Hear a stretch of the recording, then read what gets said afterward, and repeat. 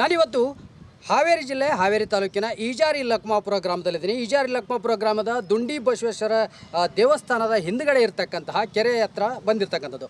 ಈಗಾಗಲೇ ಬರಗಾಲ ಬಿದ್ದಿರೋದ್ರಿಂದ ಕೆರೆ ಸಂಪೂರ್ಣವಾಗಿ ಬತ್ತಿ ಹೋಗಿರ್ತಕ್ಕಂಥದ್ದನ್ನು ನಾವು ನೋಡ್ತಾ ಇದ್ದೀವಿ. ಇದರ ಜೊತೆಗೆ ಶಾಸಕರು ಇದೇ ಸಂದರ್ಭದಲ್ಲಿ ಕೆರೆಯನ್ನು ಹೂಳೆತ್ತಿಸಿ ಅದಕ್ಕೆ ಹೊಳೆ ನೀರನ್ನು ಬಿಡಿಸುವ ಒಂದು ಯೋಜನೆಯನ್ನು ಮಾಡಿರ್ತಕ್ಕಂಥದ್ದು. ಹಾಗಾಗಿ ಇವತ್ತು ಶಾಸಕರು ರುದ್ರಪ್ಪ ಲಮಾಣಿಯವರು ಕೂಡ ಕೆರೆಗೆ ಭೇಟಿಯನ್ನು ನೀಡಿ ಇಲ್ಲಿ ಪರಿಶೀಲನೆಯನ್ನು ಮಾಡಿರ್ತಕ್ಕಂಥದ್ದನ್ನು ನಾವು ನೋಡ್ತಾ ಇದ್ದೀವಿ. ಇಲ್ಲಿ ಪ್ರಮುಖವಾಗಿ ನಮಗೆ ಗೊತ್ತಾಗಬೇಕಾಗಿರ್ತಕ್ಕಂಥದ್ದು ಏನಪ್ಪ ಅಂತಂದರೆ ಕೆರೆಯನ್ನು ಹೂಳೆತ್ಸೋದ್ರ ಜೊತೆಗೆ ಇದು ಸಾಕಷ್ಟು ಒಂದು 6 ವರ್ಷಗಳ ಹಿಂದೆ ಹೂಳೆತ್ಸೋ ಕಾರ್ಯ ನಡೆದಿತ್ತು, ಅದು ಅರ್ಧಕ್ಕೆ ಆಗಿತ್ತು ಅನ್ನೋ ಒಂದು ಮಾತುಗಳು ಕೇಳಿ ಬರ್ತಕ್ಕಂಥದ್ದು. ಈಗಾಗಲೇ ಅದನ್ನು ತೋರಿಸ್ತಾ ಹೋಗ್ತೀನಿ ನಿಮಗೆ. ಮೊದಲು 6 ವರ್ಷಗಳ ಹಿಂದೆ ನಿಮಗೆ ಈ ಹೂಳೆತ್ಸೋ ಕಾರ್ಯವನ್ನು ಪ್ರಾರಂಭ ಮಾಡಲಾಗಿತ್ತು, ಅದು ಅರ್ಧಕ್ಕೆ ನಿಂತಿತ್ತು. ಈಗ ಸಂಪೂರ್ಣವಾಗಿ ಕೆರೆ ಬತ್ತಿರೋದ್ರಿಂದ ಇದನ್ನು ಮತ್ತೆ ಸಂಪೂರ್ಣವಾಗಿ ಹೂಳೆತ್ತಿಸಿ ಇದಕ್ಕೆ ಏನು ಚರಂಡಿ ನೀರು ಕೂಡ ಇಲ್ಲಿ ಹರಿತಾ ಇದೆ.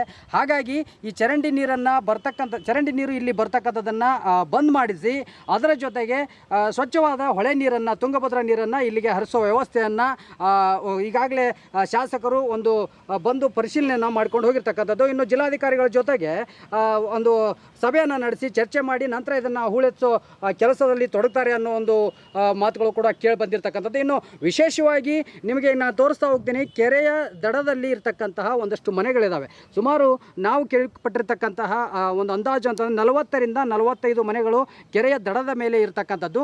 ಆ ಮನೆಗಳ ವ್ಯವಸ್ಥೆಗೆ ಆ ಮನೆಯಲ್ಲಿ ವಾಸಿಸ್ತಕ್ಕಂಥವ್ರಿಗೆ ಬೇರೆ ಮನೆಯನ್ನು ಅಂದರೆ ಈಗಾಗಲೇ ಶಾಂತಿನಗರದಲ್ಲಿ G+ ಮನೆಗಳ ಏನೋ ಇದೆಯೋ ಅದು ಕಾಮಗಾರಿ ಸಂಪೂರ್ಣ ಆದ ನಂತರ ಇಲ್ಲಿಯ ಮನೆಗಳನ್ನು ಅಲ್ಲಿಗೆ ಶಿಫ್ಟ್ ಮಾಡೋ ಒಂದು ವ್ಯವಸ್ಥೆಯನ್ನು ಮಾಡಲಾಗುತ್ತೆ ಅನ್ನೋದು ಕೂಡ ಕೇಳಿ ಬಂದಿರತಕ್ಕಂಥದ್ದು. ಹಾಗಾಗಿ ಇಲ್ಲಿಯ ಕೆರೆ ದಡದಲ್ಲಿರ್ತಕ್ಕಂತಹ ಎಲ್ಲ ಮನೆಗಳನ್ನು ಶಿಫ್ಟ್ ಮಾಡಿಸಿ ಅದರ ಜೊತೆಗೆ ಕೆರೆಯನ್ನು ಹೂಳೆತ್ಸೋದ್ರ ಜೊತೆಗೆ ಕೆರೆಯನ್ನು ಸಂಪೂರ್ಣವಾಗಿ ಸ್ವಚ್ಛಗೊಳಿಸುವ ಒಂದು ವ್ಯವಸ್ಥೆಯನ್ನು ಮಾಡ್ತಕ್ಕಂಥದ್ದನ್ನು ಈಗಾಗಲೇ ಹಮ್ಮಿಕೊಂಡಿರ್ತಕ್ಕಂಥದ್ದು. ಅದಕ್ಕೆ ಸಂಬಂಧಪಟ್ಟಂತೆ ಸಭೆಗಳನ್ನು ಕೂಡ ಮಾಡೋ ತಯಾರಿಯಲ್ಲಿದ್ದಾರೆ ಶಾಸಕ ರುದ್ರಪ್ಪ ಲಮಾಣಿಯವರು. ಇನ್ನೂ ಒಂದು ವಿಶೇಷ ಅಂತಂದರೆ ಇಲ್ಲಿ ಕಾರ್ಯಕರ್ತರು ಈಗಾಗಲೇ ಒಂದು ಈ ಹುಬ್ಬಳ್ಳಿ ಹತ್ರ ಇರ್ತಕ್ಕಂತಹ ಉಣಕಲ್ ಕೆರೆ ಏನಿದೆಯೋ ಆ ಕೆರೆಯಲ್ಲಿ ಇರ್ತಕ್ಕಂತಹ ಒಂದು ಸ್ಟ್ಯಾಚ್ಯೂ ಏನಿದೆಯೋ, ವಿವೇಕಾನಂದರ ಸ್ಟ್ಯಾಚ್ಯೂ ಏನಿದೆಯೋ ಅದೇ ರೀತಿ ನಮಗೆ ಇಲ್ಲಿ ಒಂದು ಬಸವಣ್ಣನವರ ಸ್ಟ್ಯಾಚ್ಯೂವನ್ನು ಮಾಡಿಸ್ಬೇಕು. ಅದು ನೀರು ಬಿಟ್ಟ ನಂತರ ಆದರೆ ಕಾರ್ಯವನ್ನು ಪ್ರಾರಂಭ ಮಾಡೋದಕ್ಕೆ ಒಂದು ಸರಿಯಾದ ಸಮಯ ಅಲ್ಲ. ಹಾಗಾಗಿ ಈಗ ಸರಿಯಾದ ಸಮಯ, ಯಾಕಂದರೆ ಕೆರೆ ಸಂಪೂರ್ಣ ಬತ್ತಿ ಹೋಗಿರ್ತಕ್ಕಂಥದ್ದು. ಇನ್ನು ಹೊಳೆ ನೀರನ್ನು ಬಿಡಿಸಬೇಕು ಅಂತಂದರೆ ಹೊಳೆ ನೀರು ಬಿಡಿಸೋದಕ್ಕಿಂತ ಮೊದಲು ಒಂದು ಸ್ಟ್ಯಾಚ್ಯೂವನ್ನು ನಿರ್ಮಾಣ ಮಾಡಿ ಆ ನಂತರ ಹೊಳೆ ನೀರನ್ನು ಹರಿಸೋ ವ್ಯವಸ್ಥೆಯನ್ನು ಮಾಡಬೇಕು ಅನ್ನೋದು ಕಾರ್ಯಕರ್ತರಾಗಿರ್ಬೋದು, ಒಂದಷ್ಟು ಜನರ ಅಭಿಪ್ರಾಯ ಕೂಡ ಇದೆ.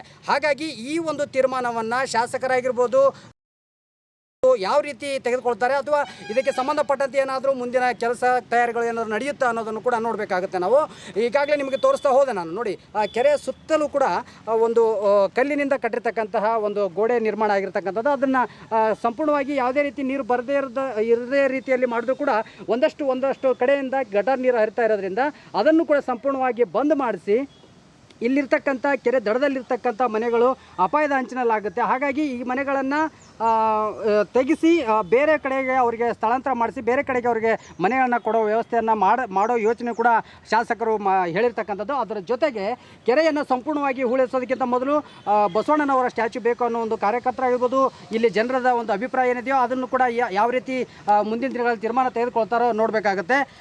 ಇನ್ನೂ ವಿಶೇಷ ಅಂತಂದರೆ ಈ ಕೆರೆ ಸಂಪೂರ್ಣವಾಗಿ ಕ್ಲೀನ್ ಆದ ನಂತರ ತುಂಬಿದ್ರೆ ಒಂದು ಒಳ್ಳೆ ದನಕರುಗಳಿಗಾಗಿರ್ಬೋದು, ಸಾಮಾನ್ಯ ಜನರಿಗೆ ಬಟ್ಟೆ ಒಗೆಯೋದಕ್ಕೆ ಅದಕ್ಕೆಲ್ಲರೂ ಕೂಡ ಸಂಪೂರ್ಣವಾಗಿ ಹೊಳೆ ನೀರು ಸಿಗ್ತಕ್ಕಂಥದ್ದು ಮುಂದಿನ ದಿನಗಳಲ್ಲಿ ಆಗುವಂಥ ನಿರ್ಧಾರವನ್ನು ಶಾಸಕರು ಮಾಡಿರ್ತಕ್ಕಂಥದ್ದು. ಕ್ಯಾಮ್ರಾ ಪರ್ಸನ್ ಮಲ್ಲೇಶ್ ಕಬ್ಬೂರ್ ಜೊತೆ ಕಿರಣ್ ಬಳ್ಳಾರಿ ಮಠ, ಶ್ರೀ ಕರ್ನಾಟಕ ನ್ಯೂಸ್, ಹಾವೇರಿ.